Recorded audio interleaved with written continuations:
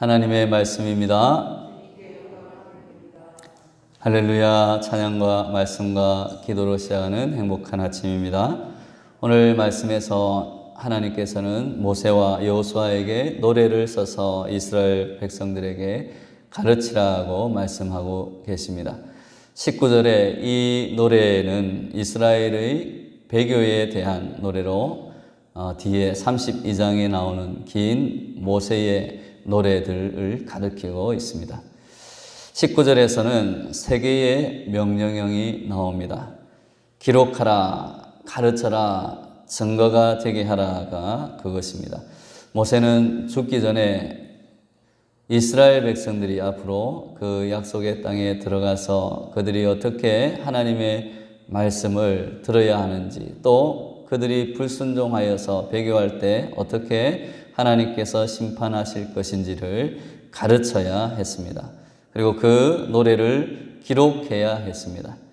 그리고 그들의 입으로 그 증거의 노래들을 부르게 하라고 하나님은 말씀하십니다. 그들의 입으로 부르게 하라는 이 말의 의미는 그들의 입에 두라는 말씀입니다. 즉 하나님을 위한 모세의 증거의 노래가 이스라엘 백성들의 입에 계속해서 머물도록, 그들의 입에 두도록 하라는 것입니다. 그들의 입에 계속 머물며 계속해서 노래하는 그러한 증거의 노래로 삼으라는 그러한 말씀인 것입니다. 이스라엘이 가나안 땅에서 우상을 섬기다가 하나님께 저주를 받게 되면 이 노래가 바로 하나님의 심판이 정당한 것임을 증명할 것이기 때문입니다. 하나님께서는 이스라엘과 맺은 언약을 신실하게 다 지켜 행하셨습니다. 약속을 어기는 쪽은 늘 하나님의 말씀을 무시하는 백성들인 것입니다. 그래서 그 노래는 언약의 저주를 내리시는 하나님께 잘못이 없다는 것을 백성들에게 가르쳐주는 그러한 증거가 될 것입니다. 20절은 하나님께서 이스라엘을 가나안 땅으로 인도하신 그 때를 말하고 있습니다. 하나님은 아브라함과 이삭과 야곱에게 맹세한 것을 다 지키셨습니다. 이제 이스라엘이 그 땅에서 어떻게 살아야 할 것인가 하는 문제가 남아 있는 것입니다. 이스라엘은 하나님 앞에서 신실하게 율법에 순종하며 생명과 복을 받고 살아갈 것인가, 아니면 오늘 말씀처럼 그들이 불순종하여서 사망과 저주와 심판을, 하나님의 진노를 받게 될 것인가, 그것은 그들이 선택해야 할 문제였습니다.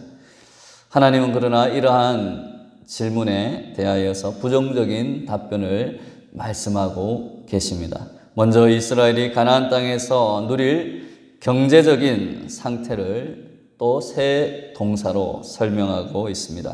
이스라엘은 그 땅의 풍성한 소산을 먹을 것이고 만족할 것이고 살이 찔 것입니다.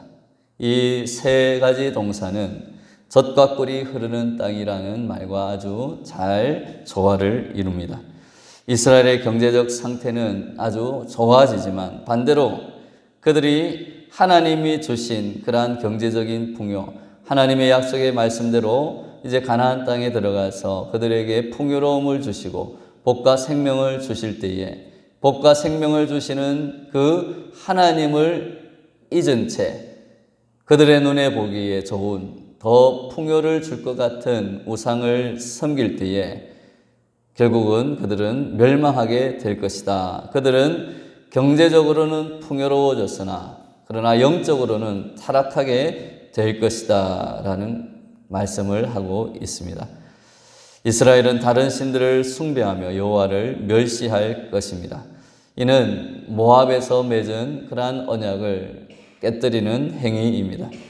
우리는 이 말씀에서 이스라엘의 그러한 언약을 파괴하고 배교하는 행위가 풍요로움 속에서 온다는 사실에 주목해야 할 것입니다.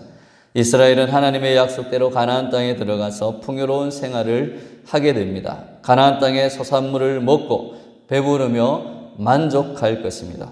그런데 문제는 이렇게 풍요로울 때, 평안하다 할 때에 이스라엘은 그 풍요와 평안과 복과 은혜를 주신 하나님과의 언약, 그 말씀을 잊어버리고 다른 신을 섬기며 하나님과 맺은 언약을 깨뜨리게 되었다는 것입니다.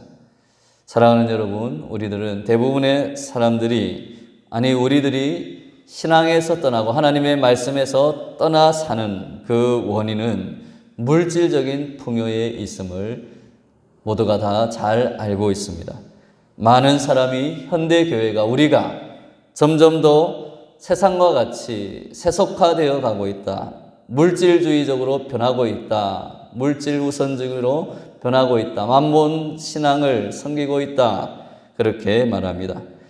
그 세속화의 가장 큰 원인, 물질주의의 가장 큰 원인은 바로 물질의 풍요를 따라, 우리의 안락함을 따라, 우리의 편안함을 추구하는 것 때문입니다.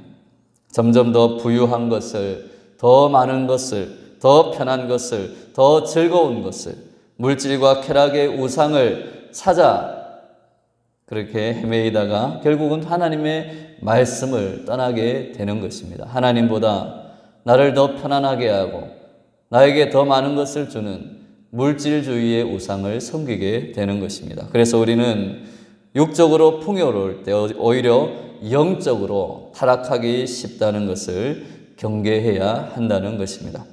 23절에서는 그럼에도 하나님은 여호수아에게 이스라엘 자손들을 약속의 땅으로 인도하라고 말씀하시며 담대하라, 강하고 담대하라고 말씀하십니다. 내가 너와 함께하겠다. 즉 너에게 오늘 말씀한 그 말씀을 내가 신실하게 지키고 너와 함께 할 것이다. 그러니 여호수아에게 너는 이 말씀을 지켜 행하도록 이스라엘 백성들을 잘 가르치도록 하여라, 잘 인도하도록 하여라고 격려하시며 당부하고 있는 것입니다. 이 앞뒤에 거의 절망에 가까운 그러한 말씀, 그러한 예언이 있음에도 하나님은 여전히 하나님의 사람에게는 사명을 주시는 것입니다.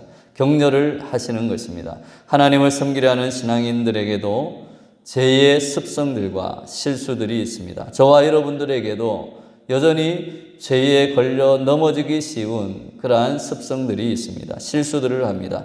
또한 세상에서 벌어지는 죄의 결과인 악을 우리들도 피할 수는 없는 것입니다.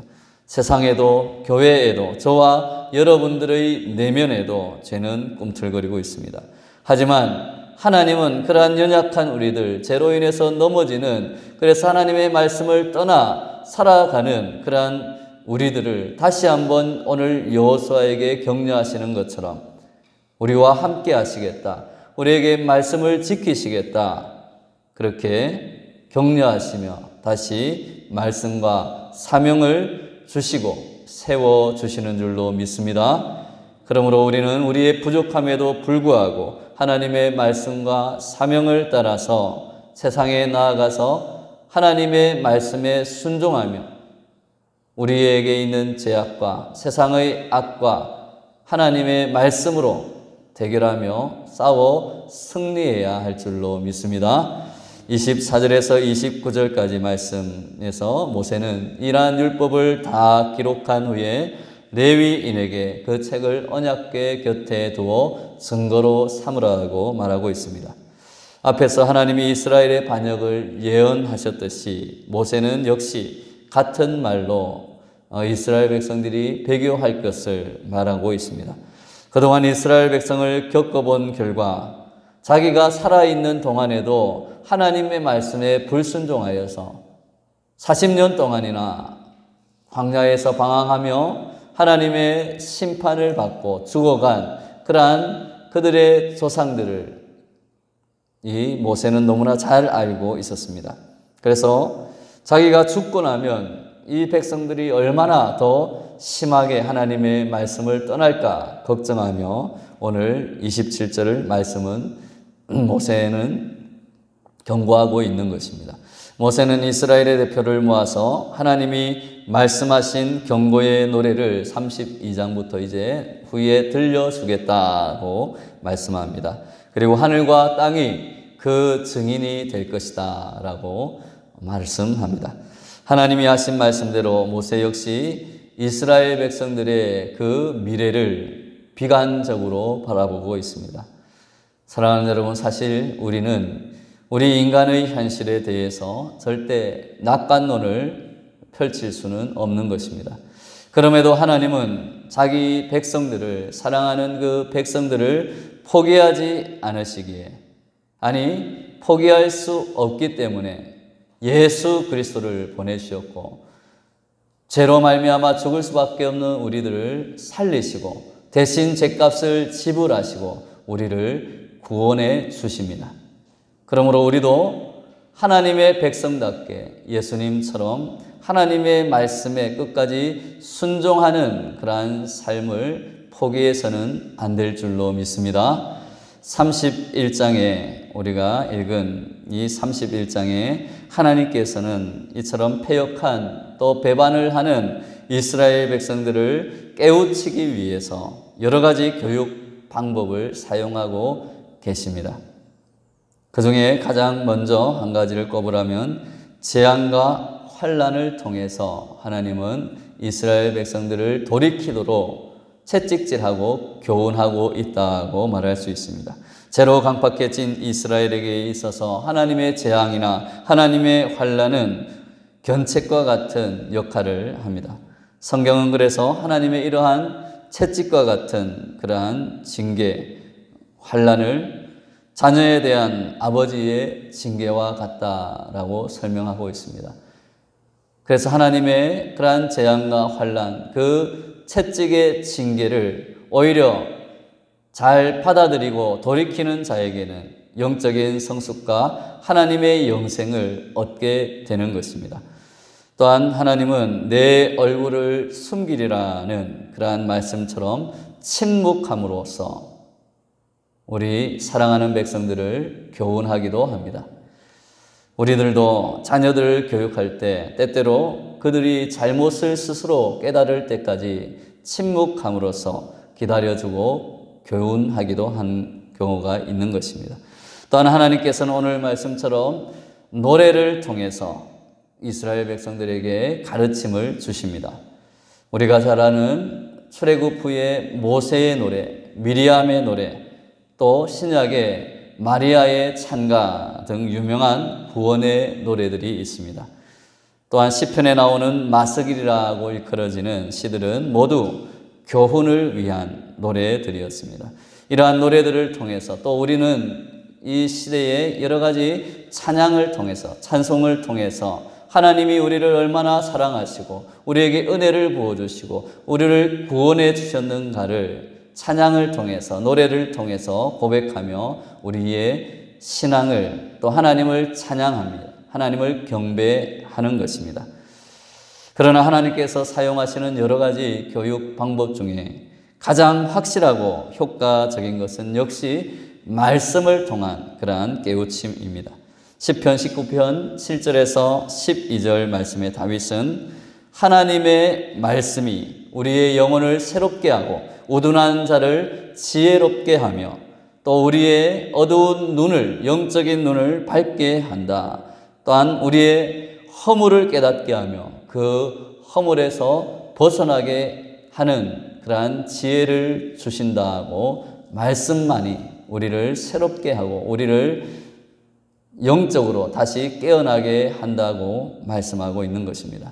그리고 데살로니가전서 2장 13절에서도 사도 바울 역시 하나님의 말씀이 믿는 자 가운데서 역사하고 있다고 우리에게 말씀하고 있습니다. 히브리서 4장 12절에 우리가 너무나 잘 아는 말씀, 하나님의 말씀은 살아있고 활력이 있어 좌우에 날선 어떤 검보다도 예리하여 혼과 영과 관절과 골수를 찔러 쪼개기까지 하며 또 마음의 생각과 뜻을 판단하시나니라고 말씀하고 있습니다.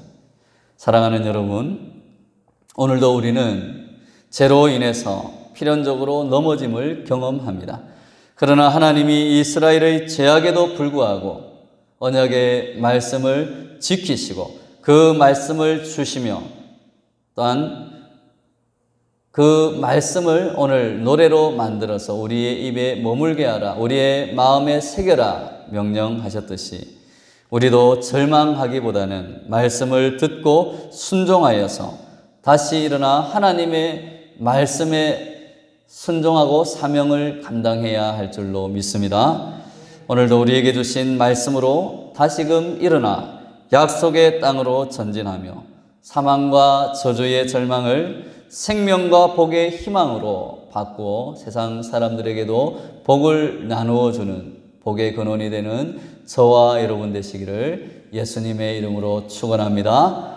다 같이 우리 주여 함창하시고 기도하시겠습니다.